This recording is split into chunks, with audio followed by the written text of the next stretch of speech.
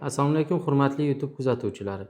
Bugun biz testosteron gormoni haqida gaplashamiz. Ya'ni testosteron gormoni qachon tushib ketadi, qachon ko'tariladi, nimani hisobidan tushib ketishlari haqida gaplashamiz. Xo'sh, bilasizlarmi, testosteron gormoni qaysi payt ko'p ishlab chiqariladi, qaysi payt kam ishlab chiqariladi? Bunda eng ilmiy dalillar bilan keltirilganda soat 10 kechqurundan soat 2 gacha testosteron ishlab chiqarilishi ko'p bo'ladi. Ya'ni o'sha paytda organizm dam oladi, gormonlar ishlab chiqarilishi kuchayadi. Testosteroni ko'p va testosteron kam bo'lgan odamlarni farqlashning yo'li, ya'ni masalan testosteron erkaklik gormoni bo'lib turib, ko'p soqolli odamlarda testosteron ko'p bo'ladi. Soqoli yo'q odamlarda ko'pincha testosteron past bo'ladi.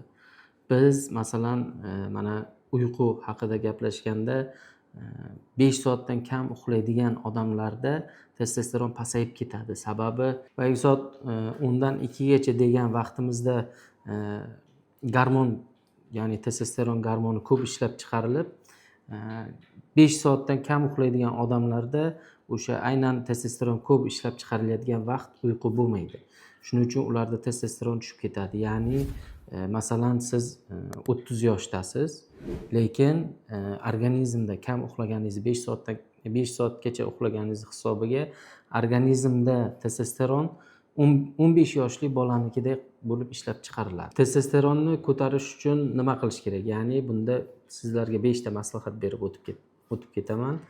Bunda soat birinchisi, ya'ni soat 11 gacha uxlang.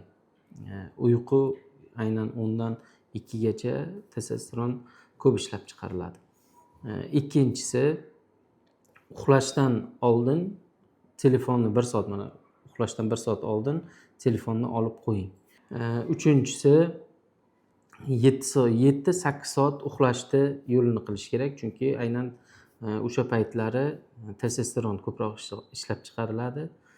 Xo'sh, to'rtinchisi, xona haroratini 18-20 gradus qilib qo'ying, chunki sovuq, ya'ni iliq havoda testosteron ko'p yaxshi ishlab chiqariladi.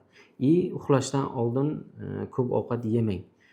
Bunda ovqat hazm qilayotgan paytda uyquni sifati buziladi. Agar sizda shu va shunga o'xshash muammolar bo'layotgan bo'lsa, pastdagi nomerlar orqali o'zimga aloqaga chiqishingiz mumkin.